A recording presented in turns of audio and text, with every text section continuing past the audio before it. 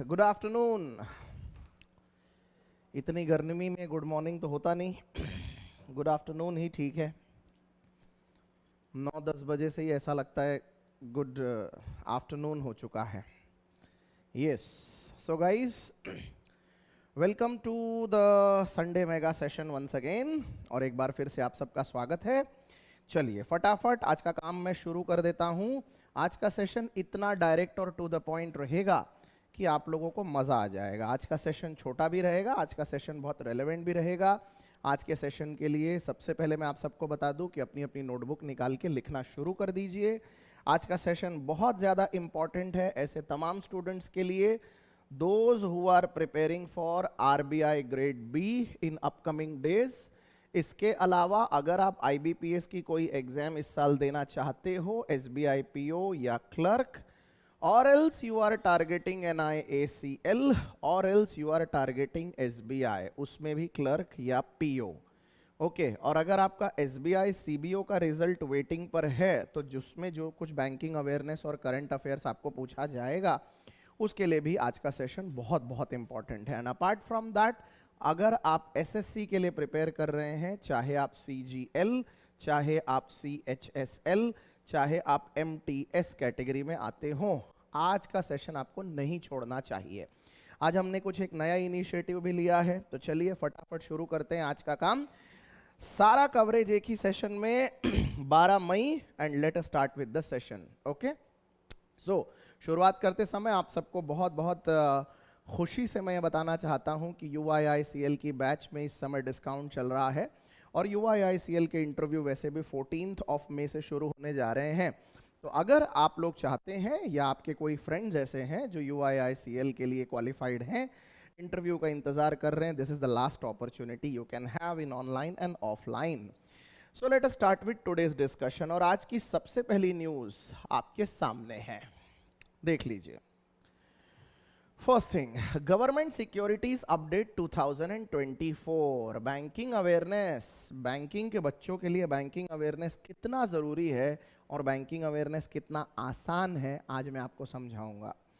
देखिए, government securities का update आया है 2024 का, जिसमें भारत सरकार अपनी ही सिक्योरिटी वापस पब्लिक से खरीदना चाहती है।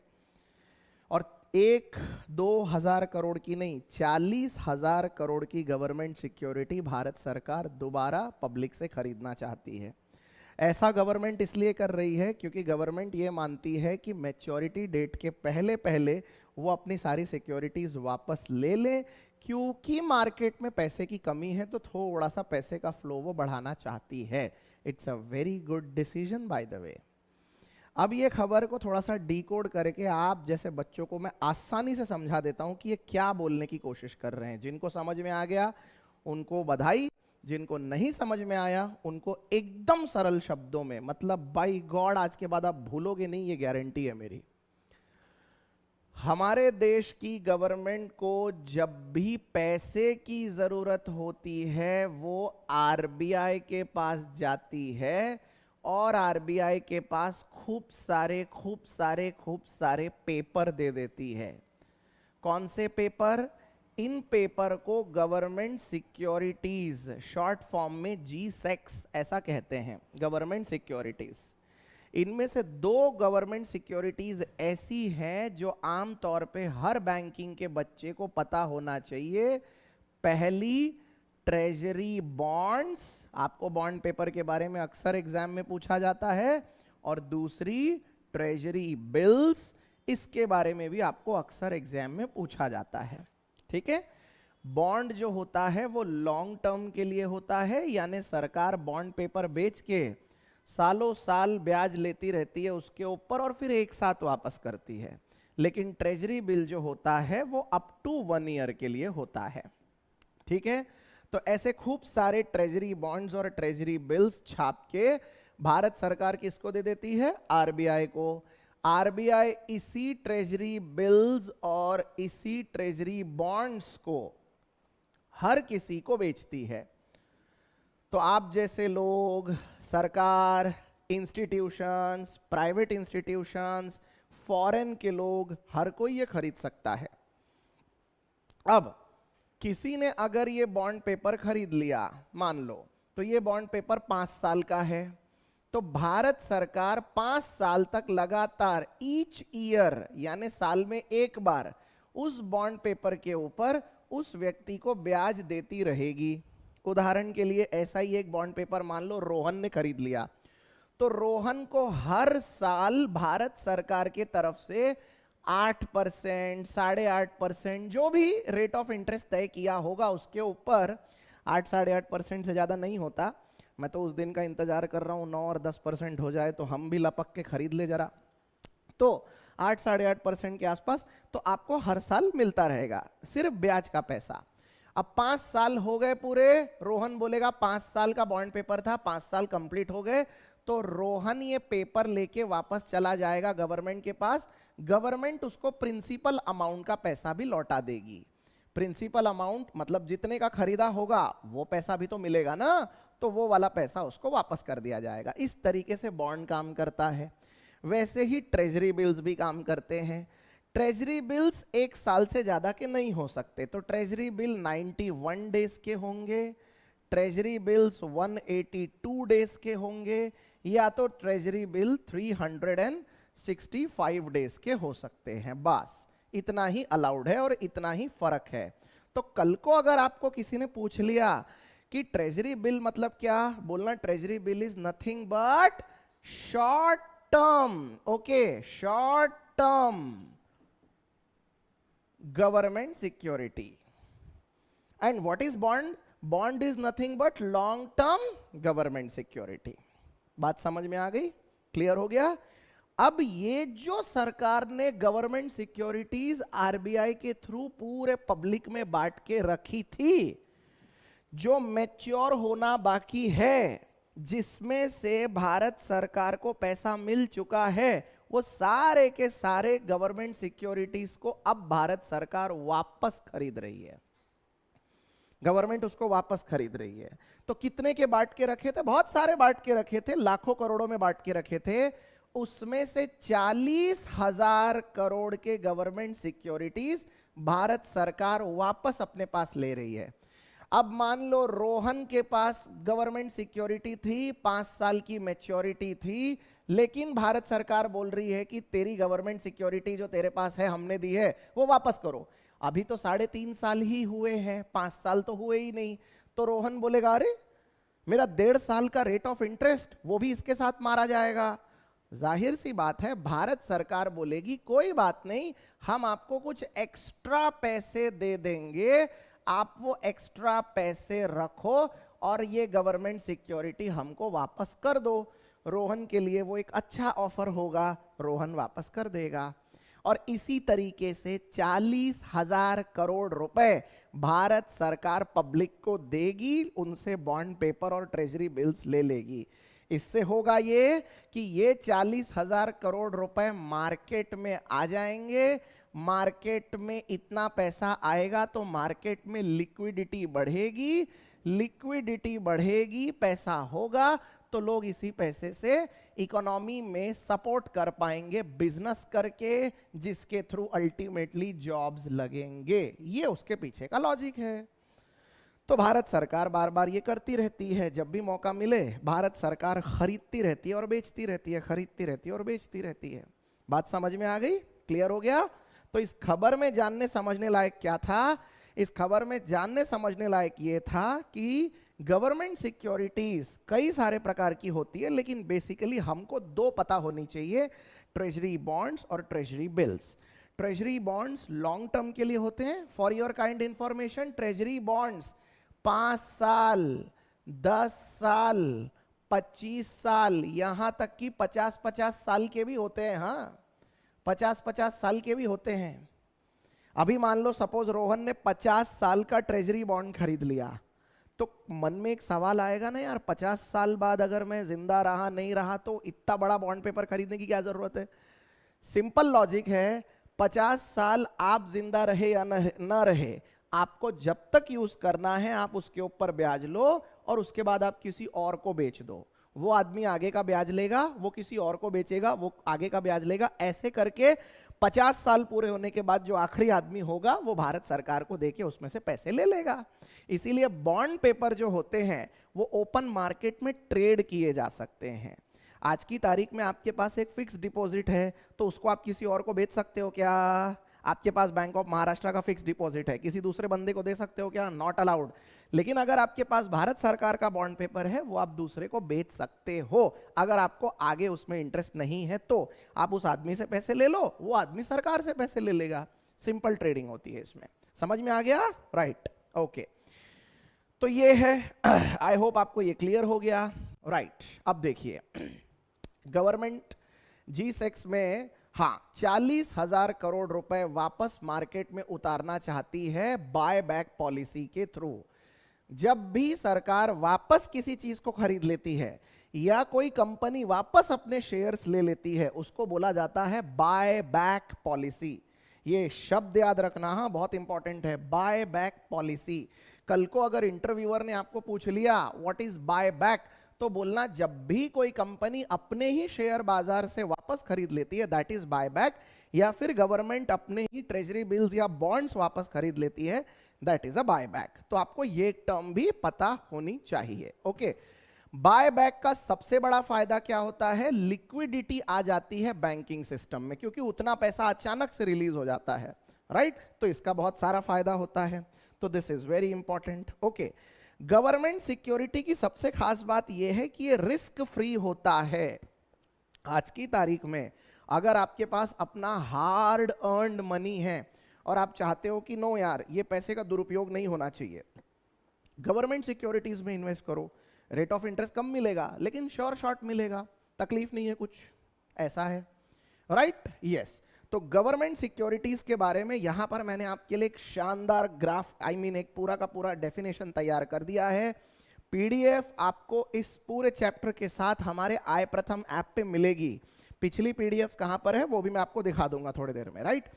तो ये है, राइट? अभी देखिए ट्रेजरी बिल्स के बारे में ये क्वेश्चन लिटरली मेंस में भी आ चुका है, इसलिए ये याद रखना। ट्रेजरी बिल्स 91 डेज के, 182 डेज के और 364 डेज के होते हैं। इस समय 91 डेज पे 6.9% रेट ऑफ इंटरेस्ट चल रहा है, 182 पे 7.1% और 364 पे भी 7.1% का रेट ऑफ इंटरेस्ट आपको दिया जा रहा है। ठीक है, समझ में आ गया? राइट। बाय बैक पॉलिसी क्या होती है? बाय बैक पॉलिसी एक ऐसी पॉलिसी होती है जिसके तहत ऑलरेडी सोल्ड जो शेयर्स होते हैं उसी को वापस खरीद लिया जाता है, राइट? ऐसा दो वजह से किया जाता है। अगर मान लो रिलायंस ने अपने शेयर मार्केट में बेचे और अब रिलायंस चाहती है कि वही शेयर वो वापस ले ले, तो ऐसा रिलायंस दो वजह से कर सकती है। पहला, पैसा रिलीज करना है। दूसरा, वो जबरदस्ती ना लोगों को हिस्सेदारी देना नहीं चाहती है, क्योंकि शेयर का मतलब हिस्सेदारी है ना, तो फालतू में इतने सारे लोगों को हिस्सेदारी क्यों बांट के रखना है? तो वो अपने शेयर वापस ले लेगी ताकि उसकी कंपनी पे कंट्रोल उसी का रहे। तो ये एक तरीके का डील होता है। भारत सरकार जनरली ऐसा इसलिए करेगी क्योंकि उसको पैसा रिलीज करना है मार्केट में, तो that is the main reason, right? समझ में आ गया? क्लियर? राइट। तो this was the first news. पहली न्यूज पूरी की पूरी क्लियर हो गई। एक बार जरा ओके नॉट ओके में फटाफट मुझे बता दो। एक बार जरा मुझे ओके नॉट ओके फटाफट बता दीजिए। यस यस यस, कंफर्म करिए। Treasury bills, bonds. चलिए अब इसके ऊपर मेरे दो सवाल, हर प्रकार के क्वेश्चन इतने इंपॉर्टेंट है बाय गॉड, आज नहीं कल तुमको इसकी अहमियत पता चलेगी। जितनी चीजें पढ़ के आपके लिए एक लेक्चर बनाना पड़ता है उसमें लिटरली बहुत कुछ ऐसा छुपा होता है जो कभी ना कभी सूनर और लेटर आपके लिए बहुत फायदेमंद होगा। मुझे एक बात बताइए, जल्दी से एक बात बताइए, treasury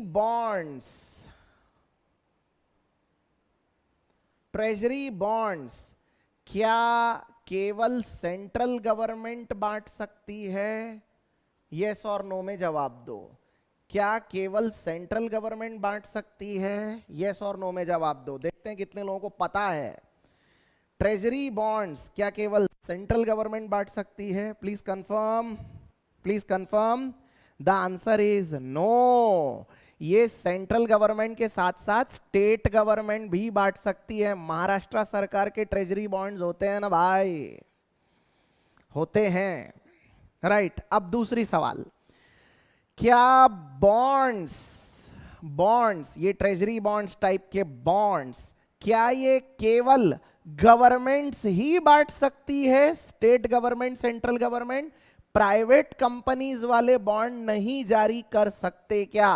what about private companies? जल्दी से कंफर्म करो, जल्दी से कंफर्म करो, जल्दी से कंफर्म करो। प्राइवेट कंपनीज बांट सकती कि नहीं बॉन्ड्स? प्राइवेट कंपनीज बांट सकती कि नहीं? I need at least 5 to 7 answers quickly, come on, be fast, quick quick quick, जल्दी। शुभम का आंसर आ गया, अमोल का आंसर आ गया, नीड सम मोर आंसर। सचिन का भी आंसर आ गया है, नो आया है। एग्रीकल्चर एंड जीके शॉर्ट्स कह रहे हैं no. The answer is yes, बिल्कुल बांट सकते हैं।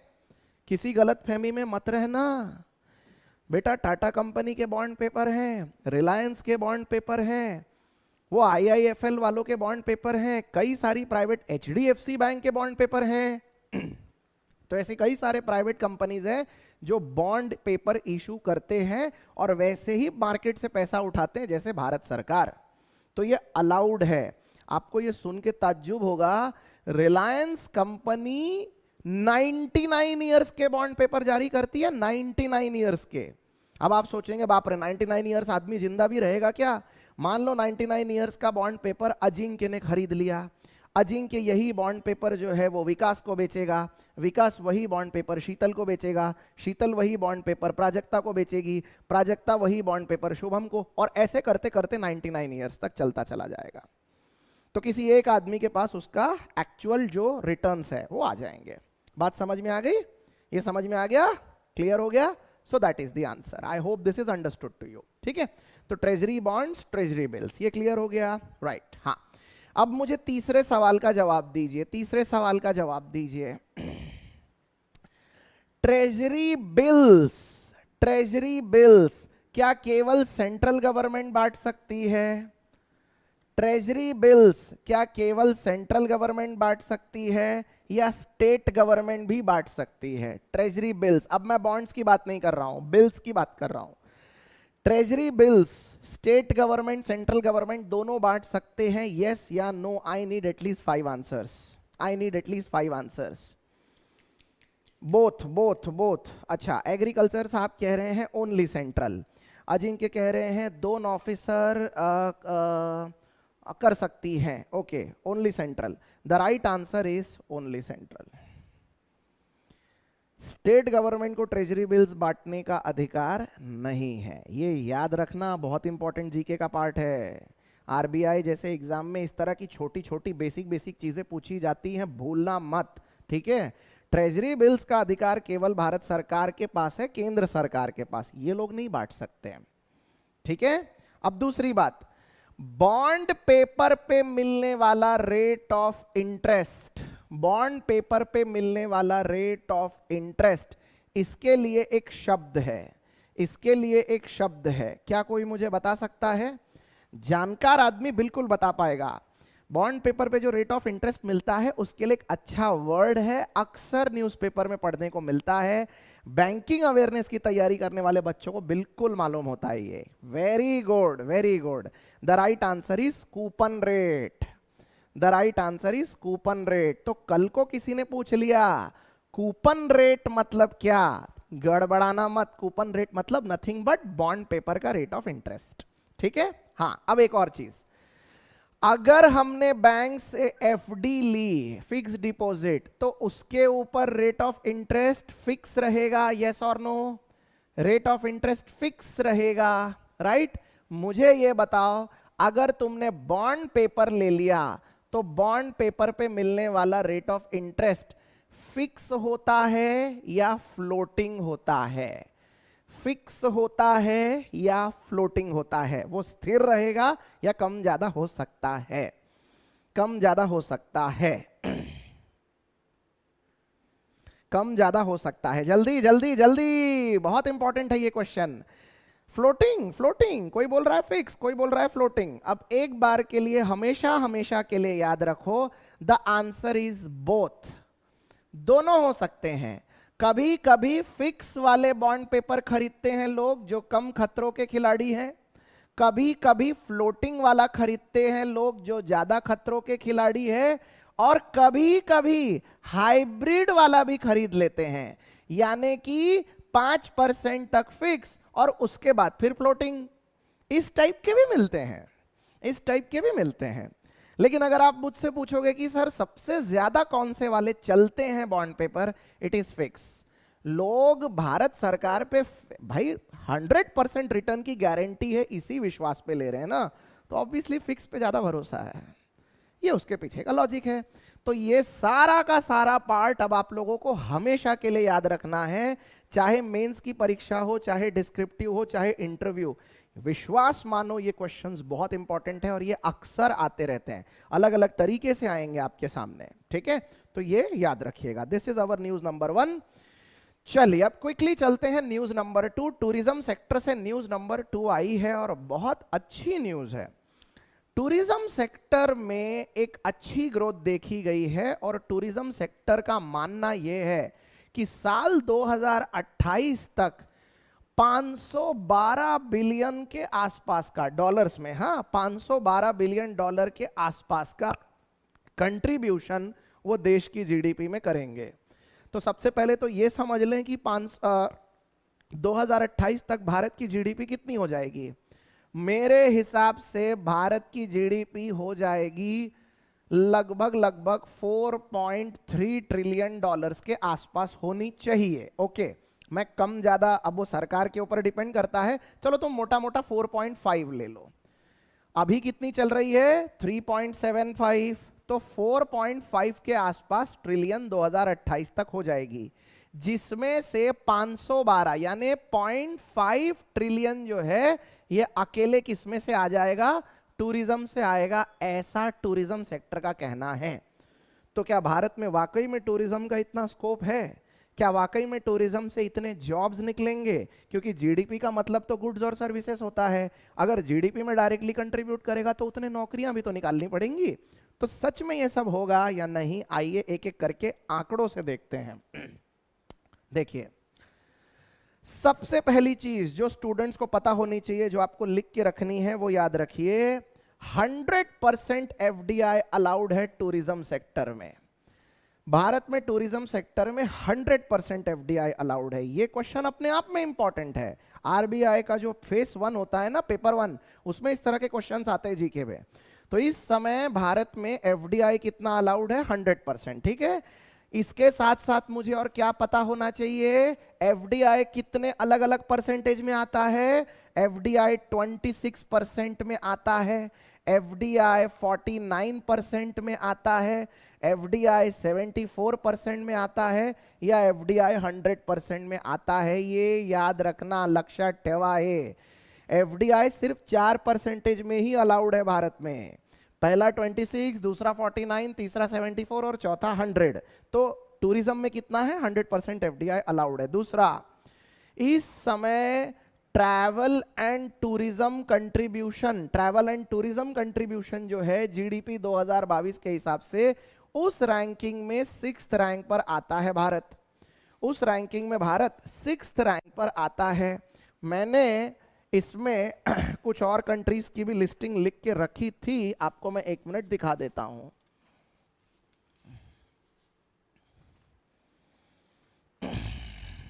हाँ, ट्रैवल एंड टूरिज्म में 6th, इसमें नंबर 1 पे है यूएसए, नंबर 2 पे है चाइना, नंबर 3 पे है जर्मनी, नंबर 4 पे है यूके और नंबर 5 पे है जापान, ठीक है।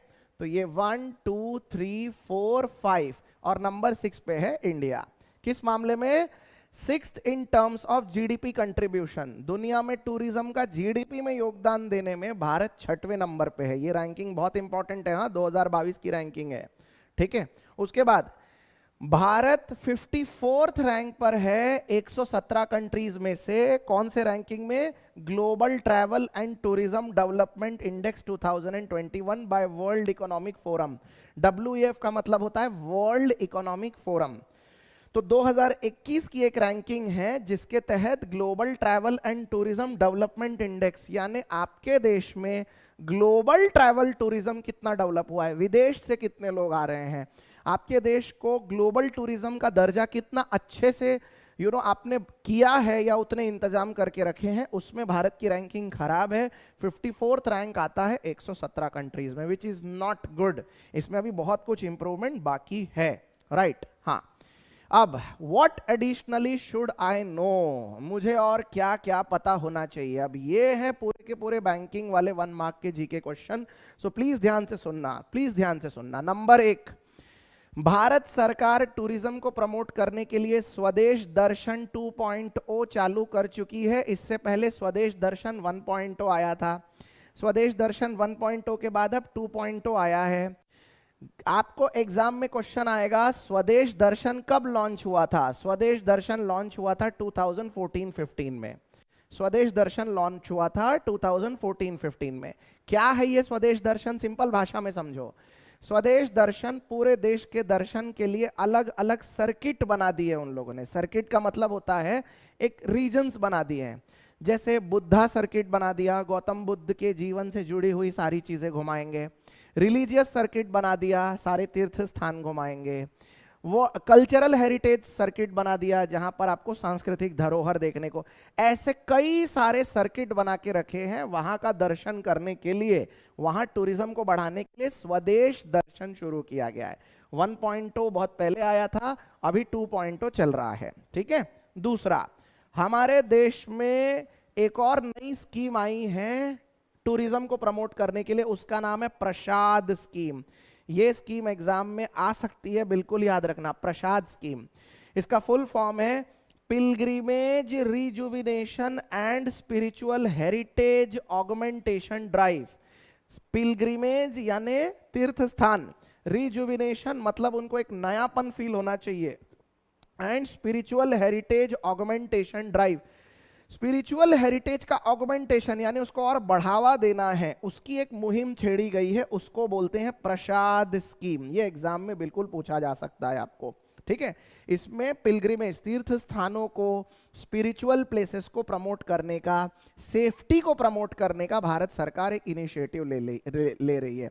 तो ये भी आप याद रखिएगा, दिस इज वेरी इंपॉर्टेंट। उसके बाद तीसरा, इनक्रेडिबल इंडिया, ये तो सभी जानते हैं। Incredible India, okay, tourist facilitator certification program, ये भी एक अच्छी चीज है। मतलब अगर आप किसी एक जगह में टूरिस्ट फैसिलिटेटर बनना चाहते हैं, टूरिस्ट फैसिलिटेटर मतलब टूरिस्ट लोगों को गाइड करने वाला, टूरिस्ट लोगों के लिए सुविधा या किसी प्रकार की कोई चीज अरेंज करने वाला, तो उसका एक प्रॉपर सर्टिफिकेशन प्रोग्राम है। ये आप ले लीजिए और उसके बाद आप अपना बिजनेस शुरू कर सकते हो, या उसके बाद आप अपनी फ्रीलांसिंग भी शुरू कर सकते हो। तो that is incredible India tourist facilitator certification program. इसका फायदा ये होता है कि जो लोकल लोग होते हैं, जिनको उस एरिया के बारे में पता है, उनके लिए एक प्रकार से जॉब्स, उनके लिए एक प्रकार से सेल्फ एम्प्लॉयमेंट जनरेट हो जाता है। अब अपने छत्रपति संभाजी नगर में अगर मान लो अजंता एलोरा के आसपास के जो लोग होंगे, ठीक है, अगर वो ये सर्टिफिकेशन प्रोग्राम करना चाहते हैं तो उसके बाद वो अजंता एलोरा के टूरिस्ट को प्रॉपरली गाइड कर सकते हैं, उनके लिए वो फैसिलिटेशन प्रोग्राम शुरू कर सकते हैं। तो ये सारी चीजें हैं, ठीक है। और चौथा है देखो अपना देश, देखो अपना देश इनिशिएटिव। भारत सरकार इस समय एक और इनिशिएटिव शुरू कर चुकी है, देखो अपना देश इनिशिएटिव, पीपल्स चॉइस 2024, राइट। तो ये देखो अपना देश इनिशिएटिव, ये भी भारत सरकार का एक इनिशिएटिव है टूरिज्म को प्रमोट करने के लिए, ठीक है। तो क्या क्या टूरिज्म को प्रमोट करने के लिए देखा हमने? नंबर 1 स्वदेश दर्शन, टूरिज्म को प्रमोट करने के लिए। दूसरा प्रसाद स्कीम। तीसरा हमने देखा इनक्रेडिबल इंडिया, और चौथा हमने देखा देखो अपना देश। ये 4 स्कीम बैंकिंग के बच्चों को बाय हार्ट याद होनी चाहिए अगर आपको इसके ऊपर कोई क्वेश्चन पूछे जाते हैं तो, राइट। और टूरिज्म में कितना एफडीआई अलाउड है? 100%। अब आपको कुछ अच्छा डेटा मैं बता देता हूं, ये डेटा भी बिल्कुल इंपॉर्टेंट है एग्जाम के पर्सपेक्टिव से। आइए एक एक करके देख लेते हैं। Minister of tourism in India, Bharat में अभी टूरिज्म के मिनिस्टर कौन है? जी किशन रेड्डी। भारत में अभी टूरिज्म के मिनिस्टर कौन है? जी किशन रेड्डी, आंध्र प्रदेश से आते हैं ये, इनको पर्यटन मंत्री बनाया गया है। State with highest foreign tourist, Bharat का एक ऐसा स्टेट जहां पर सबसे ज्यादा टूरिस्ट आते हैं, ये 2022 का आंकड़ा बता रहा हूं मैं। भारत में इस समय सबसे ज्यादा टूरिस्ट उत्तर प्रदेश में नहीं, ना ही साउथ में कहीं, it is in Gujarat. Gujarat में भारत में सबसे ज्यादा टूरिस्ट आ रहे हैं। 2022 का आंकड़ा है, गुजरात नंबर 1 पे है। ठीक है, उसके बाद यूनेस्को वर्ल्ड हेरिटेज की कितनी साइट्स इस समय भारत में है? वेरी इंपॉर्टेंट क्वेश्चन, और ये अक्सर एग्जाम में आता है। यूनेस्को वर्ल्ड हेरिटेज की इस समय 42 साइट्स भारत में है। कितनी? 42 साइट्स। ठीक है, हमसे 3-4 कंट्रीज आगे हैं, इटली आगे है, चाइना आगे है, ये लोग सब हमसे आगे हैं, फ्रांस भी हमसे आगे है। मैं पर्सनली मानता हूं कि ये काफी कम है, क्योंकि भारत का इतिहास इतना बड़ा है कि डेफिनेटली यहां पर आपको ज्यादा से ज्यादा लोग दिखने, ज्यादा से ज्यादा हेरिटेजेस मिलने चाहिए थे। कंट्रीब्यूशन टू जीडीपी, अभी जीडीपी में टूरिज्म का इस समय कितना परसेंटेज कंट्रीब्यूशन कितना है? It is 5.9%।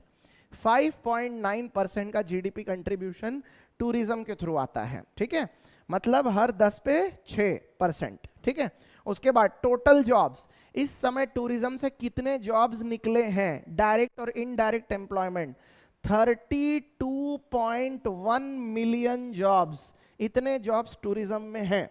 इतने लोग टूरिज्म में ऑलरेडी काम कर रहे हैं। अभी यहां पर 1 मिलियन का मतलब होता है 10 लाख।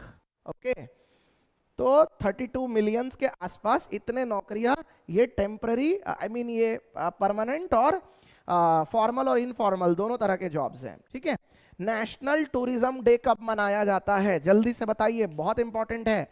नेशनल टूरिज्म डे मनाया जाता है 25 जनवरी को। The answer is 25 January. Okay, और उसके बाद वर्ल्ड टूरिज्म डे कब मनाया जाता है? वर्ल्ड टूरिज्म डे मनाया जाता है 22 सितंबर को। द आंसर इज 22 सितंबर। तो ये पूरा का पूरा आंकड़ा, ये पूरे के पूरे डिजिट्स आपको अच्छे से पता होने चाहिए। I hope this is clear to you. World tour, एक मिनट, हाँ, वर्ल्ड टूरिज्म डे में गड़बड़ कर रहा हूं मैं, 27 सितंबर है, ये 22 नहीं है, 27 है, माफ करना है। इट इज 27 सितंबर। ठीक है, तो ये इतनी चीजें आपको पता होनी चाहिए टूरिज्म से रिलेटेड। M I clear? यहां तक सब कुछ ओके है? Am I clear? हाँ, शुभम पूछ रहे हैं सर, मींस जो परसेंटेज आपने बताया है एग्जैक्ट उतने या उससे कम अलाउड होता है? जो मैंने बताया बस उतना ही अलाउड होता है। सपोज अगर फॉरेन से कोई कंपनी आ रही होगी, रिबॉक, अभी रिबॉक को इंडिया में जूते की दुकान खोलना है तो फॉरेन डायरेक्ट इन्वेस्टमेंट के रास्ते से आएगी, कम से कम 26% तो उसको हिस्सेदारी लेनी ही पड़ेगी, उसके बिना नहीं होगा। 10 और 12% अलाउड ही नहीं है, मिनिमम 26, उसके बाद 49, उसके बाद 74 और उसके बाद 100। और कंपनी स्पेसिफिक नहीं, पूरा इंडस्ट्री स्पेसिफिक होता है ये इसका मतलब है। समझ में आया? तो टूरिज्म का पार्ट पूरा अच्छे से समझ में आ गया। This is very important guys. 5 मई का जो संडे मेगा सेशन था उसमें भी बहुत शानदार न्यूज कवर हुए थे। ओके, गवर्नमेंट सिक्योरिटीज का अपडेट मैंने उसमें भी दिया था। इंडिया इंडोनेशिया के डिप्लोमेटिक टाइज के ऊपर बहुत अच्छे से बातें हुई थी। आरबीआई ने स्मॉल फाइनेंस बैंक के ऊपर जो नया क्राइटेरिया बनाया है वो, उसके बाद भारत का एनर्जी कंजम्पशन कैसा चल रहा है उसके ऊपर, और इंपॉर्टेंट डेज और डेट्स और वन लाइनर सब मैंने कवर किए थे। प्लीज ये सेशन देख लेना, आने वाले एग्जाम्स के हिसाब से ये बहुत इंपॉर्टेंट है। एक और बात, सारे के सारे सेशन आए प्रथम ऐप में होम पेज पे करंट अफेयर्स नाम के डब्बे में डाल के रखे गए हैं। तो आज ही सेशन खत्म होने के बाद आय प्रथम ऐप ओपन करिएगा, होम पेज पे जाइएगा, करंट अफेयर्स का डब्बा उस पर क्लिक करिएगा, सबसे टॉप पे आपको ये वाला सेशन दिखेगा। और जो आज अभी जो सेशन चल रहा है वो शाम तक एकदम नंबर 1 पे आ जाएगा, और ठीक बाजू में उसकी पीडीएफ है। तो सारे सेशन का कलेक्शन एक तरफ, उसकी पीडीएफ एक तरफ, आपके लिए सब कुछ ऑलरेडी फ्री में बना के रखा हुआ है। So go and do that. Okay, right. तीसरा, सोलर पावर जनरेशन के ऊपर एक शानदार अपडेट आया है जिसमें बहुत सारे जीके के क्वेश्चंस निकल के आएंगे, इसीलिए ये हमारा न्यूज नंबर 3 का कवरेज है। तो प्लीज ध्यान से सुनिएगा क्या है। दरअसल भारत दुनिया का तीसरा लार्जेस्ट सोलर पावर जनरेटर बन चुका है। ठोको ताली। भारत इस समय दुनिया का third largest solar power generator बन चुका है। ओके, जहां पर सौर ऊर्जा का निर्माण सबसे ज्यादा होता है, या यूं कह ले कि करंट बिल्डिंग कैपेसिटी में नंबर 3 पे आ गया है। ओवरऑल पे अभी भी हम चौथे पोजीशन पे है। ईयर ऑन ईयर निकलता है ना ये, राइट। तो ये है। अब आइए कुछ अच्छा डेटा आप लोगों के साथ शेयर करता हूं, मजा आएगा आप लोगों को। ध्यान से देखिएगा, राइट। इधर देखिए, ग्लोबल इलेक्ट्रिसिटी रिव्यू GER 2024 की रिपोर्ट आई है। किसकी रिपोर्ट आई है? GER, ग्लोबल इलेक्ट्रिसिटी रिव्यू वालों की रिपोर्ट आई है। रिपोर्ट क्या कहती है? रिपोर्ट कहती है कि third largest solar power generator Bharat इस साल बना है। ओवरऑल 4th नंबर पे है, ठीक है। इस समय भारत में सोलर की इंस्टॉल्ड कैपेसिटी कितनी है? 66.8 गीगावाट्स। ये बहुत इंपॉर्टेंट डेटा है, हाँ, बहुत इंपॉर्टेंट। इसकी अहमियत एग्जाम में क्वेश्चन आने के बाद ही होगी। 66.8 गीगावाट और 1 गीगावाट यानी 1000 मेगावाट। ओके, तो ये बेसिकली आपको याद होना चाहिए। इस समय भारत में 66.8 गीगावाट्स की बिजली है, जो कि जबरदस्त है, बहुत जबरदस्त है। और आपको एक और मजे की बात बताऊं, 66 तो छोड़ो, जब 5 गीगावाट हमारे पास सोलर पावर निकलता था ना, सिर्फ 5 गीगावाट, ज्यादा दूर नहीं, उन दिनों भी मैं संडे मेगा सेशन लिया ही करता था। 2016 की बात है ये, 5 गीगावाट पे थे हम। तब भी भारत दुनिया में टॉप 10 पे था, 9th रैंक पे तो हम थे, सिर्फ 5 गीगावाट पे ही 9th रैंक पे थे। इसका मतलब ये कि सोलर टेक्नोलॉजी अपने आप में इतनी रेयर है। सोलर टेक्नोलॉजी पे काम करना, उसके लिए बजट निकालना और उसमें आगे बढ़ना, ये हर किसी के बस की बात नहीं है। It requires a lots and lots of funding. तो इसीलिए अभी भारत जिस पोजीशन पे है, ये अपने आप में अच्छा है। हालांकि बहुत कुछ अभी अचीव करना बाकी है, लेकिन ये बुरा नहीं है, ठीक है। 66.8। आगे देखो, India provides 5.9% of global growth in solar power generation in 2023। पूरे दुनिया में इस समय सोलर पावर जितना डेवलप हुआ है पूरे दुनिया में, उसमें से भारत का योगदान कितना है? 5.9। ये वंस अगेन एक बहुत इंटरेस्टिंग और इंपॉर्टेंट डेटा है, ये याद रखना। पूरे दुनिया के सोलर में भारत की हिस्सेदारी कितनी है? 5.9%। 5.9%, ठीक है, चलेगा। अब देखो, ये एक बड़ा शानदार सा एक एनालिसिस दिया इन लोगों ने। इसमें आपको बॉक्स के साइज के हिसाब से समझ में आएगा कि दुनिया में सबसे ज्यादा सोलर पावर में आगे कौन है। तो आप ही बताइए, नंबर 1 पे कौन दिख रहा है यहाँ पर? नंबर 1 पे कौन दिख रहा है यहाँ पर? नंबर 1 पे of course the dragon. Dragons अब अंकल सैम के भी आगे निकल गए हैं। यूनाइटेड स्टेट्स नंबर 2 पे है, जबकि ये नंबर 1 पे है। तो साइज के हिसाब से देखेंगे तो चाइना नंबर 1 पे है, यूएस नंबर 2 पे है, जापान नंबर 3 पे है, भारत नंबर 4 पे दिख रहा है यहाँ पर, ठीक है। उसके बाद मेरे ख्याल है जर्मनी आना चाहिए, ऑस्ट्रेलिया भी साइजेबल दिख रहा है। ओके, वियतनाम भी बुरा नहीं है, साउथ कोरिया, टर्की, और उधर साउथ कोरिया और इजिप्ट, साउथ अफ्रीका और इजिप्ट मिला के हैं, ठीक है। Brazil is also good, France and Italy are also doing good. But then these are the 4 dominating countries, US, China, Japan and India, right? So we are growing very fast in solar, which is a good thing, which is really a good thing. Okay, चलिए आगे बढ़ जाते हैं। Yes, अगर भारत का हम हिसाब किताब देखें, भारत का एक मोटा मोटा हिसाब किताब देखें, ये ग्राफ आप जरा ध्यान से देखिएगा, ठीक है। ये ministry of renewable energy sources इन लोगों ने दिया हुआ है। तो इनके ministry of new renewable energy sources, okay, तो इनका आंकड़ा क्या कहता है? देखो, भारत में अभी रिन्यूएबल एनर्जी में क्या क्या चल रहा है, यहां ध्यान से देख लो, सब एक साथ दिख जाएगा। बायोमास, स्मॉल हाइड्रो पावर, फिर बायोमास नॉन बैगीज वाला, फिर waste to energy off grid, फिर वेस्ट टू पावर, और फिर सोलर, ठीक है। तो ये इतने सारे तरीके से हम ऊर्जा निर्माण कर रहे हैं। तो यहां पर अकेले आप सोलर का हिस्सा देखेंगे, सोलर पावर, तो ये इतना भयानक है, ठीक है।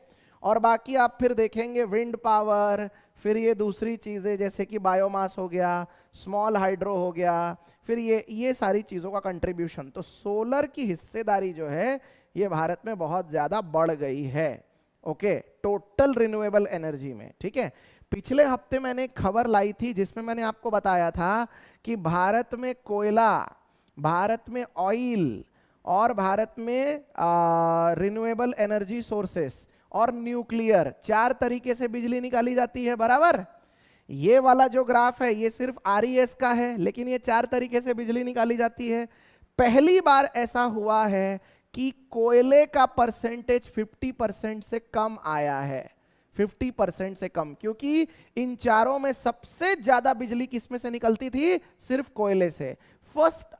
फर्स्ट टाइम ऐसा हुआ है कि कोयले ने 49.2% कंट्रीब्यूट किया है और बाकियों ने बाकी का कंट्रीब्यूट किया है, which is a good thing. इसका मतलब कोयले का कंजम्पशन कम हो रहा है देश में, इसका मतलब कार्बन एमिशन कम होगा, इसका मतलब ही कोयले का खनन कम होगा, इसका मतलब कोयले का इंपोर्ट भी कम होगा।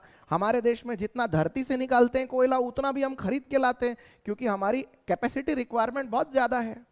राइट, तो दीज आर द थिंग्स, तो ये आपको याद रखना है। अब देखिए दुनिया के सबसे बड़े टॉप 10 सोलर प्रोड्यूसर्स कौन कौन हैं? टॉप 10, नंबर 1 पे है चाइना, नंबर 2 पे है यूएस, 3 पे जापान, चौथे पे भारत, 5वें पे जर्मनी, 6वें पे ऑस्ट्रेलिया, 7वें पे स्पेन, 8th पे south Africa, 9th south Korea sorry, 9th पे इटली और 10th पे ब्राजील। ठीक है, और इनकी कैपेसिटी देखनी होगी ना, ये देखो गीगावाट में, कंपेयर कर लो भाई साहब भारत को चाइना से। 1000 गीगावाट पे बैठा है, अरे सॉरी यार सॉरी गलत, ये वर्ल्ड का हो गया। 393 गीगावाट पे बैठा है इस समय चाइना, 393, और भारत है 63। अभी आप बोलोगे अरे सर अभी तो आपने 66 बोला था, ये दरअसल 2021 का डेटा है, इसीलिए इसमें 2 गीगावाट और ऐड कर लेना, 2-3 गीगावाट। तो मोटा मोटा हिसाब आप देख लो, देखो फर्क देख लो, मतलब ड्रैगन हमसे कम से कम 6.5 गुना आगे निकल चुका है भाई, 6.5 गुना। अगर आज की तारीख में हर साल 10 गीगावाट से भी हम आगे बढ़े, 10 गीगावाट कोई मजाक नहीं होता, 10-15 गीगावाट से हर साल आगे बढ़े, तब भी उसकी बराबरी करने के लिए कम से कम 20-25 साल उससे भी ज्यादा लग जाएंगे, और तब तक वो पता नहीं कहां के कहां निकल जाएगा। बहुत सारे मामले में ना मतलब घोड़े की लगाम हाथ से निकल गई है, इतना आगे जा चुके हैं अमेरिका और चाइना। अमेरिका भी कम नहीं है, 113 गीगावाट। अब आप बोलेंगे सर अमेरिका चाइना से कैसे क्या पीछे है? देखो अमेरिका स्ट्रैटेजिकली करता है चीजें, जितना मुझे पता है अमेरिका न्यूक्लियर से बहुत बिजली निकालता है, न्यूक्लियर को वो बहुत भर भर के यूज करते हैं अच्छे से। बेसिकली न्यूक्लियर पावर से they produce tremendous amount of energy, और अमेरिका के पास ऑयल रिजर्व्स की कोई कमी नहीं है भाई। अमेरिका के खुद के ऑयल रिजर्व्स बहुत अच्छे हैं, उसके पास कोयले के रिजर्व्स भी बहुत अच्छे हैं, तो डेफिनेटली वो वहां से भी अच्छा खासा कर ही लेता है, इसीलिए उसको इतना ज्यादा फर्क नहीं पड़ता इन चीजों से। अपने यहाँ खेल ही अलग है, इसीलिए अपने को अभी बहुत आगे जाना पड़ेगा इसमें। जापान भारत से 10 गुना छोटा नन्हा सा देश, not even the size of Maharashtra, not even the size of any small state like Gujarat sorry Kerala और समथिंग, वो तक 83 गीगावाट निकाल रहा है। तो अभी दिल्ली बहुत दूर है, बहुत कुछ इसमें इंप्रूव करना बाकी है भारत के लिए, राइट? यस। तो अब सोलर से रिलेटेड कुछ बहुत अच्छी चीजें आप लोगों के लिए as a part of revision. ठीक है, सेशन में मजा आ रहा है?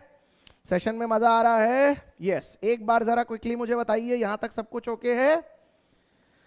चलिए क्विकली, यहां तक सब कुछ, come on quick quick quick. Yes, right. अभी देखिए, to reduce the carbon intensity of nations economy by less than, Bharat ने अभी अभी जो टारगेट बनाए हैं, भारत ने अभी अभी जो एनर्जी के टारगेट्स बनाए हैं, ये एनर्जी के टारगेट किस तरीके के हैं? देखो, भारत का कहना है कि कार्बन इंटेंसिटी नेशंस इकोनॉमी में कम करनी है बाय लेस देन 50%, 50% से कम करनी है बाय 2030। ये याद रखना, बहुत इंपॉर्टेंट है ये डेटा, 50% से कम करनी है by 2030। Second, achieve dash electric power installed by 2030 only from renewables. Achieve dash electric power installed capacity only by renewables, ये कितना हो जाएगा? वंस अगेन ये भी 50%, ये भी 50%, ये दोनों ही 50-50% करना है। ओके, उसके बाद तीसरा, achieve net zero carbon emission. ये तो बहुत इंपॉर्टेंट क्वेश्चन है एग्जाम के हिसाब से। नेट जीरो कार्बन एमिशन कब तक अचीव करना है भारत को? 2070। नेट कार्बन जीरो एमिशन कब तक अचीव करना है? 2070 तक, 2070। उसके बाद aims to achieve dash gigawatt of renewable energy install capacity by 2030। Basically कितने गीगावाट रिन्यूएबल एनर्जी का टारगेट है भारत का? कितने गीगावाट रिन्यूएबल एनर्जी 2030 तक? अभी हम चल रहे हैं 66 गीगावाट पे। भारत का कहना है कि 2030 तक 500 गीगावाट पे पहुंच जाएंगे। ये मुझे बहुत ज्यादा ऑप्टिमिस्टिक लगता है ये टारगेट। मुझे नहीं लगता कि इतना हो पाएगा, बट चलो ठीक है, 66 कहाँ और 500 कहाँ, बट ठीक है, चलेगा, हो सकता है कुछ मास्टर प्लान होगा उसका। Minister for renewable energy sources in India, Bharat में मिनिस्टर साहब कौन है इसके लिए? राजकुमार सिंह। भारत में मिनिस्टर कौन है इसके लिए? राजकुमार सिंह। राइट, तो ये आपको याद रखना है। ये डेटा पूरा का पूरा क्लियर हो गया? Is it okay? Right, fine. तो यहां तक सब कुछ ओके है? ओके, पूरा देख लीजिए एक बार अच्छे से। आई होप ये आपको अच्छे से समझ में आ चुका है completely. Right, India became solar. Next, yes, अब आ जाते हैं क्विजेस पे। This is the time for quiz. तो आइए चलिए क्विज कर लेते हैं फटाफट एंड देख लेते हैं आज के क्विज में कौन कौन से क्वेश्चंस हैं। Number 1, Which two Indian cities are ranked among 50 wealthiest cities of world Henley and Partners index के मुताबिक? हेनली एंड पार्टनर्स के रिसर्च के मुताबिक दुनिया के 50 सबसे अमीर शहरों में भारत के कौन से दो शहर हैं? मुंबई और बेंगलुरु, दिल्ली और बेंगलुरु, मुंबई और दिल्ली, या मुंबई या कोलकाता? चलिए बताइए, what should be the right answer? What should be the right answer? What should be the right answer? Anyone? चलिए quickly quickly quickly, come on, quick quick quick, anyone? The right answer here is Mumbai and Delhi. सही जवाब है यहां पर Mumbai and Delhi. Mumbai and Delhi में अगर आप देखेंगे तो अकेले मुंबई में इस वक्त 60,000, अप्रोक्सीमेटली बोलूं तो 58,000 इस समय ऐसे लोग हैं जिनके पास कम से कम $1 मिलियन की संपत्ति है। ऐसे 60,000 के आसपास लोग हैं। $1 मिलियन के आसपास की संपत्ति है। $1 मिलियन यानी कितना हो गया? 10 lakh million dollar, 10 lakh dollar, 10 lakh dollar. अब $1 यानी 83, लगभग 8 साढ़े 8 करोड़ रुपए से ज्यादा। तो 58,000 लोग ऐसे हैं। अकेले दिल्ली में अगर आप देखोगे तो दिल्ली में ऐसे लोगों की संख्या है 37,000 के आसपास। ठीक है, और इस मामले में शेंगजन नाम का एक शहर है जो कि चाइना में है, ये सबसे ज्यादा ग्रोथ वाला शहर है। 140% ग्रोथ यहां पर देखी गई है अमीर लोगों में। अमीरों के लिस्ट में यहां पर सबसे ज्यादा ग्रोथ देखी गई है। मैक्सिमम नंबर ऑफ जो जितने अमीर निकले हैं वो इस शहर में सबसे ज्यादा ग्रो हुए हैं। और ओवरऑल नंबर 1 पे कौन है? ओवरऑल नंबर 1 पे इस समय है न्यूयॉर्क। न्यूयॉर्क के पास सबसे ज्यादा रईस लोग हैं इस समय। एक शहर में सबसे ज्यादा रईस अगर कहीं आपको देखने को मिलेंगे, it is in New York only. Okay, 3rd number पे टोक्यो आता है, 2nd पे लंदन आता है। Next, India being the highest remittance receiving country in 2022 has earned $1 billion in the year. विदेश में रहने वाले भारतीयों के पैसा इंडिया के अंदर भेजने वाले अमाउंट के हिसाब से भारत दुनिया में नंबर 1 पे है, जो सबसे ज्यादा विदेशी पैसा कमा लेता है अपने ही लोगों के थ्रू, जिसको रेमिटेंस कहते हैं। तो भारत ने 2022 में कितने पैसे कमाए? कितने पैसे कमाए? 100 billion dollar, 105 billion dollar, 130 billion dollar या 111 billion dollar? Anyone anyone anyone anyone? Omkar ने आंसर दिया है 100 बिलियन डॉलर्स। ओके, विकास कह रहे हैं 111, विशाखा कह रही है 111। Anyone else would like to support the same answer? Be quick. Sheetal and Viral ने भी कहा है 105। ओके, शीतल कह रही है 111। यहां सही जवाब है 111 बिलियन डॉलर्स। सही जवाब है 111 बिलियन डॉलर्स। दरअसल भारत ने पिछले साल रेमिटेंस के रास्ते से कितने कमाए? 111 बिलियन डॉलर्स, राइट। इसके अलावा अगर मैं बाकी कंट्रीज की बात करूं तो सेकंड नंबर पे आता है मैक्सिको, और मैक्सिको और भारत में बहुत फर्क है। उसने कमाए हैं 61 बिलियन डॉलर्स, यानी लगभग हाफ पे चल रही है, हाफ पे ही है बिल्कुल, ठीक है। उसके बाद मैक्सिको के बाद थर्ड नंबर पे है चाइना। चाइना में रेमिटेंसेस काफी कम आते हैं, रीजन बहुत सिंपल है, चाइना अपने देश में जॉब निकाल लेता है। चौथा फिलीपींस, और 5वें नंबर पर है फ्रांस। ओके, ये रेमिटेंसेस के रास्ते से कमाए गए पैसे की लिस्ट है, तो ये आपको याद रखना है। अगर गलती से कभी कोई आपसे ये पूछ ले कि रेमिटेंसेस के थ्रू जो पैसे कमाए हैं इट्स अ गुड थिंग और बैड थिंग, आप बोलना it is not good thing, it is actually bad thing. क्यों? क्यों ऐसा क्यों? क्योंकि इन सारे लोगों को इंडिया के बाहर जाके काम करना पड़ रहा है। कुछ लोग शौक से जाते हैं, मैं मानता हूं, तो ये जो मैं बोल रहा हूं पॉइंट ये आर्ग्यूएबल है, बिल्कुल है। कुछ लोग शौक से जाते हैं, कुछ लोग अच्छी अपॉर्चुनिटी की तलाश में जाते हैं, राइट। आपके देश में सारी चीजें बढ़िया हो तो लोग बाहर जाएंगे ही नहीं, आपका पैसा आप ही के देश में रहेगा, आपका टैलेंट आपके देश में रहेगा, राइट। तो ये उसके पीछे का एक सिंपल लॉजिक है, बट ठीक है, कोई बुरी बात नहीं है, आखिर अल्टीमेटली पैसा तो आ ही रहा है। द अपकमिंग इवेंट, आने वाले दिन में हम सबको पता है कांस फेस्टिवल होने वाला है। एक बहुत इंपॉर्टेंट फेस्टिवल रहता है कांस फेस्टिवल, जिसमें मूवीज दिखाई जाती हैं। 14 से 25 मई तक चलने वाला है कांस फेस्टिवल। इस बार का कांस फेस्टिवल कौन सा संस्करण होगा?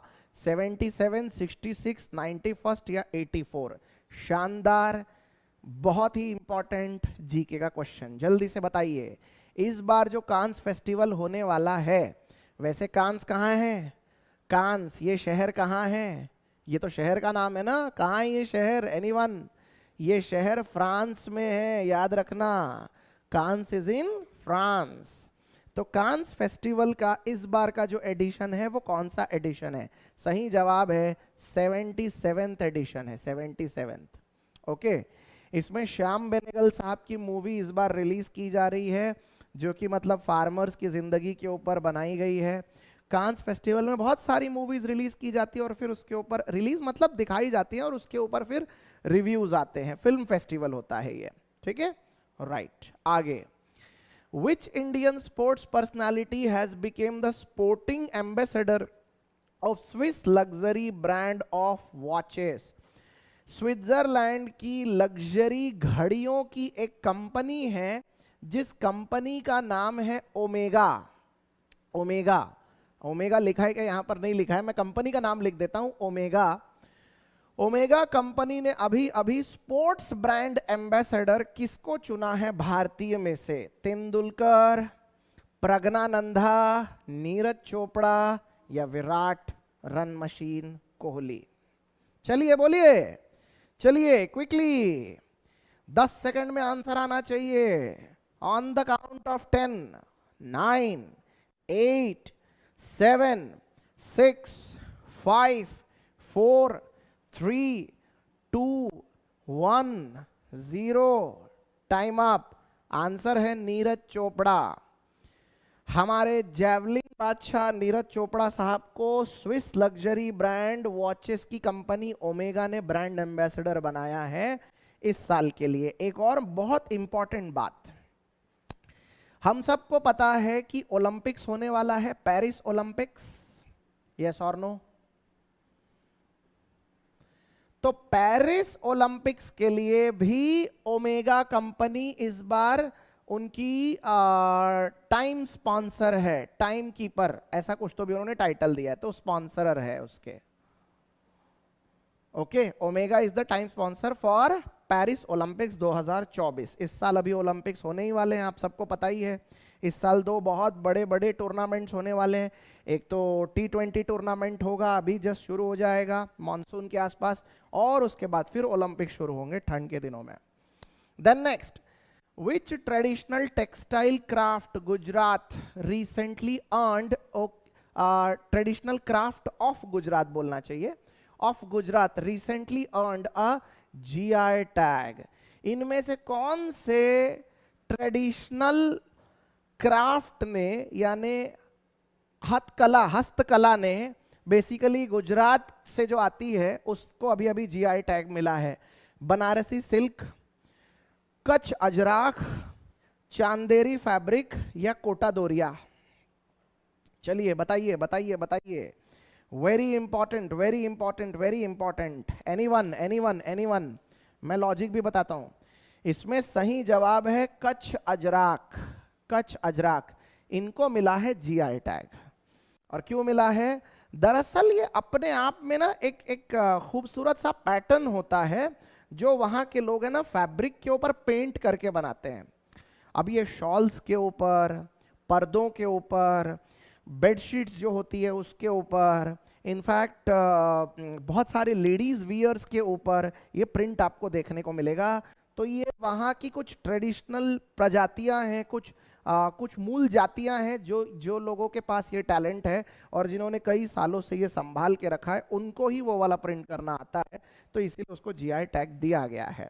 ठीक है, याद रखना, कच्छ अजराख। एक और चीज, किसी चीज को GI टैग दे देने से फायदा क्या होता है?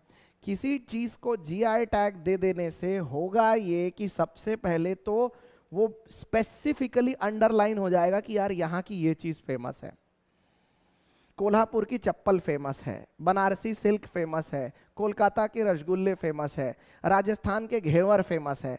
तो इससे ना सबसे पहले तो उसको एक अंडरलाइन मिल जाती कि ये चीज़ फेमस है। दूसरी चीज़ ये, जो कम्युनिटी होती है जो उस चीज़ के लिए जो ट्रेडिशनली उसको बनाती आई है या जो ग्रो करती आई है, उन लोगों के पास उसके अधिकार होते हैं और उन लोगों को बनाने की परमिशन रहती है। तो इससे उन लोगों को काफ़ी हद तक बूस्ट मिलता है, खरीदने वाले कस्टमर भी मिल जाते हैं और बनाने के लिए हिम्मत भी आ जाती है, क्योंकि ऑब्वियसली आपके पास अब कस्टमर्स हैं। जैसे मध्य प्रदेश में जो चावल है, जो बासमती राइस हम कहते हैं, मध्य प्रदेश का बासमती राइस बहुत अच्छा रहता है, तो जनरली वो अपने आप में एक GI टैग ओरिएंटेड है। तो जाहिर सी बात है किसानों को बहुत मदद मिलेगी कि अगर इसका सीधे सीधे एक्सपोर्ट हो रहा होगा तो, या उसको GI टैग मिल चुका है तो, समथिंग इन दैट वे। इसीलिए बहुत इंपॉर्टेंट होते हैं GI tags. GI tags are very favorite question in interview, याद रखना, फेवरेट इन इंटरव्यू। इंटरव्यू के हिसाब से ये आपको सच में करना चाहिए। अभी तक तो मेंस की परीक्षा में पूछते ही थे, लेकिन इंटरव्यू में कैसे पूछते हैं पता है? आपके एरिया में कोई GI टैग होगा, जैसे आप महाराष्ट्र से हैं और आप मीरठ से हैं, तो अभी अभी मीरठ में GI टैग मिला है, आपको पता ही होगा। आप कोल्हापुर से हैं तो आपको वो पूछ लिया जाएगा, नागपुर से हैं तो पूछ लिया।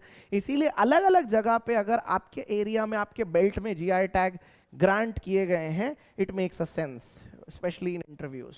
Okay, right. और अब आज के इंपॉर्टेंट डेज देख लेते हैं। इंपॉर्टेंट डेज में आज हमारे सामने जो सबसे पहला दिन है वो है world tuna day. World tuna day 2 मई को मनाया जाता है, dedicated for raising awareness about the tuna conservation. इनके कंजर्वेशन के लिए ये बहुत जरूरी है, 2 मई को ये मनाया जाता है, राइट? तो ये याद रखिएगा। यूनाइटेड नेशन जनरल असेंबली ने इसकी स्थापना 2017 में की थी और उसके बाद से हर साल ये मनाया जाने लगा। तो 2 मई world tuna day, quite an important stuff. Okay, United Nation General Assembly ने शुरुआत की थी, इसीलिए यूनाइटेड नेशन जनरल असेंबली के बारे में भी 2-3 चीजें। यूनाइटेड नेशन जनरल असेंबली दरअसल यूएनओ के 6 ऑर्गन्स में से एक है। यूएनओ के कितने ऑर्गन्स हैं? 6 ऑर्गन्स, ठीक है।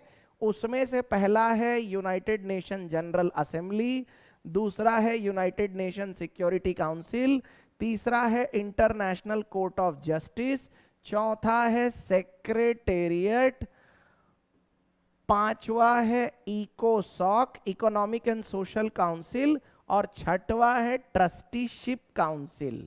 छठवा है ट्रस्टीशिप काउंसिल। ये 6 पिलर्स पे खड़ा है कौन? यूएनओ। तो याद रखना यूएनओ के कितने organ? 6 organ.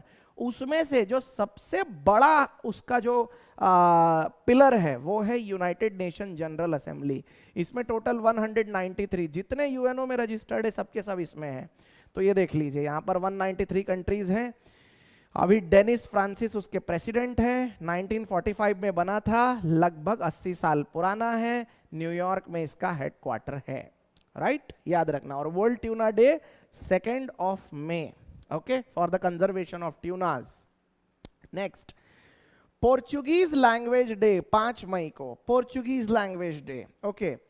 Portuguese language day 5 मई को। मुझे ये बताइए भारत में सबसे पहले पोर्चुगीज कब आए थे? एनीबॉडी? भारत में सबसे पहले पोर्चुगीज कब आए थे? द राइट आंसर इज 1498, 1498 में। मुगलों के आने के पहले ही आ गए थे। भारत में पोर्चुगीज कौन से रास्ते से आए थे? भारत में पोर्चुगीज आए थे केप ऑफ गुड होप के रास्ते से। केप ऑफ गुड होप, जो अफ्रीका के नीचे से जो रास्ता निकलता है वो। और भारत में पोर्चुगीज कहाँ आए थे? ये यहाँ कहीं पर केरला में, यहाँ पर कैलिकट नाम की एक जगह है जिसे मॉडर्न भारत में कोझिकोड कहा जाता है, जो केरला में है। काफी बारिश होती है यहाँ, यहाँ पर आए थे। And who was the first Portuguese to come to India? None other than Vasco da Gama. Vasco da Gama, आपने अपने जीवन काल में ये नाम कभी ना कभी सुना ही होगा। तो Vasco da Gama the first Portuguese to visit India. इसके बाद एक और चीज है जिसमें पोर्चुगीज और भारत का रिश्ता कहीं ना कहीं दिखता है या फिर संबंध दिखते हैं, वो है गोवा। गोवा को जो आज़ादी है वो 1961 में मिली, क्योंकि गोवा तब तक पोर्चुगीज लोगों के ही कब्जे में था। भारत को आज़ादी 1947 में मिल जाने के बाद नेहरू की प्राइम मिनिस्टरशिप में भारत ने अपनी आर्मी भेज के 1961 में आज़ादी ली थी और पोर्चुगीज लोगों को हमेशा के लिए भगाया था। तब तक पोर्चुगीज स्वतंत्र नहीं हो पाया था। इसके अलावा पोर्चुगीज लोगों ने एक और देश की खोज की है जहां पर आज मैक्सिमम लोग पोर्चुगीज भाषा कहते हैं, और वो देश फुटबॉल में एक बहुत बड़ा देश है, साउथ अमेरिका में आने वाला देश ब्राजील। तो Brazil is also discovered by the Portuguese, और वहां पर भी पोर्चुगीज लैंग्वेज बोली जाती है। इनफैक्ट अफ्रीका के कई ऐसे देश हैं जहां पर आज भी पोर्चुगीज बोली जाती है। तो ये पोर्चुगीज लैंग्वेज दिवस जो है ये 5 मई को मनाया जाता है हर साल। तीसरा, world asthma day. Asthma day 7 मई को मनाया जाता है, अस्थमा से रिलेटेड अवेयरनेस फैलाने के लिए, okay. Asthma education empowers to highlight the importance of teaching people with asthma health care workers about the conditions. तो इससे रिलेटेड ये जो दिन होता है ये बेसिकली 7 मई world asthma day basically celebrate किया जाता है, राइट। उसके बाद वर्ल्ड थैलेसीमिया डे। अब ये एक ऐसी बीमारी है ना गाइस, मतलब थोड़ा सा मेरा इसमें पर्सनल ध्यान रहा है। मतलब I just want to share this कि हमारे यहाँ जो काम करने के लिए जो हाउसमेड आती है उसकी छोटी सी बेटी को ये बीमारी है, थैलेसीमिया। मतलब हालत ये है कि हर 2 महीने में ब्लड चढ़ाना पड़ता है, क्योंकि आपकी बॉडी ब्लड नहीं बना पाती है, तो आपको ऊपर से ब्लड चढ़ाना पड़ता है। और इसका अच्छा खासा एक्सपेंसेस होता है। मतलब अगर मान लो यानी आपने गवर्नमेंट से कोई ग्रांट ले रखा है हॉस्पिटल में, अदरवाइज तो आपको अच्छे खासे 8-10 हज़ार रुपए वो ब्लड चढ़ाने के लिए लगेंगे। गरीब इंसान नहीं कर सकता। तो ये अपने आप में अगर जिंदा रहना है तो आपको वो ड्रिप चढ़ानी ही पड़ेगी बेसिकली। तो थैलेसीमिया एक बहुत खतरनाक बीमारी है, जानलेवा बीमारी है। थैलेसीमिया का अवेयरनेस 8 मई को हर साल बनाया जाता है। Empowering life, embracing progress, equitable and accessible thalassemia treatment for all.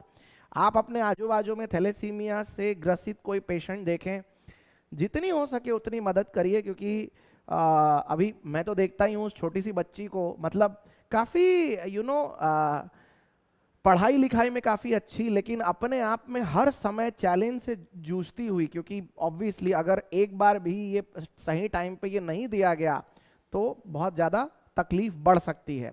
तो दिस इज़ रियली इंपॉर्टेंट कि इससे रिलेटेड अवेयरनेस लोगों में होना चाहिए। 8 मई is the day for that. ठीक है, तो गाइज ये था आज का सेशन। आई होप आपने आज का सेशन अच्छे से एंजॉय किया, ठीक से समझा, चीज़ों को जाना।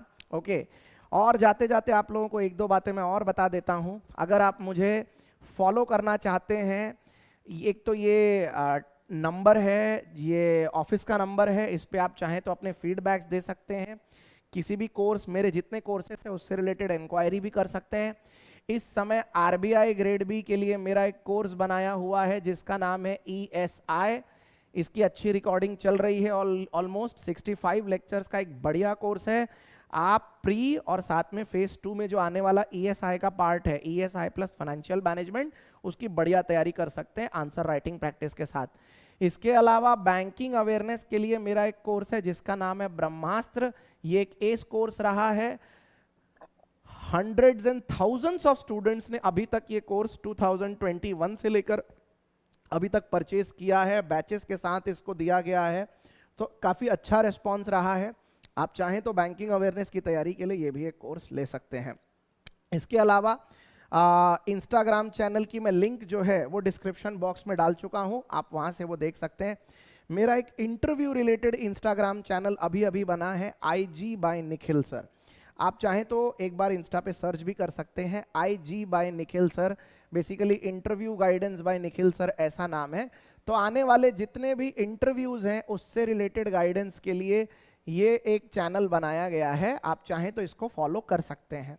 ठीक है, बहुत जल्द एक टेलीग्राम चैनल भी शुरू होने जा रहा है और एक व्हाट्सएप चैनल भी शुरू होने जा रहा है, जिस पे आपको अपडेट्स मिलते चले जाएंगे, जिसकी जानकारी मैं आपको टाइम टू टाइम देता रहूँगा।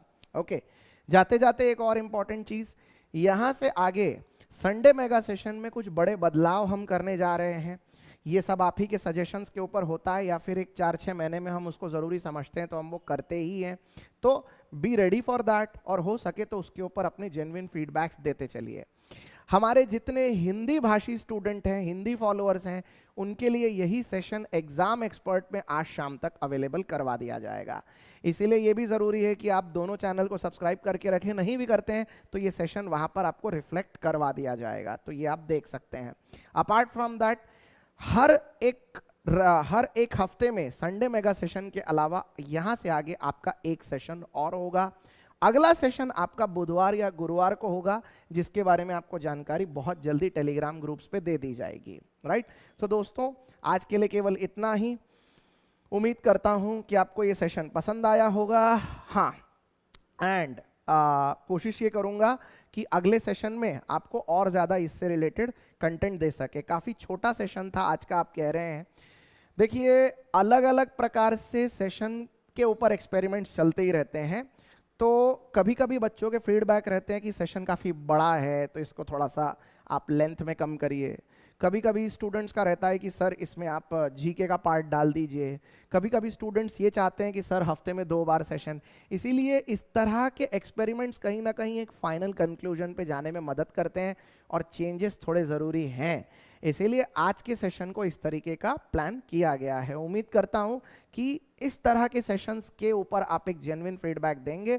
आपके जो भी फीडबैक होंगे आज आप कमेंट थ्रेड में हमको बताइए, सो दैट वहाँ से बहुत सारी चीज़ें पिक हम कर सके और अगला सेशन आपके लिए उसी तरीके का बना सके।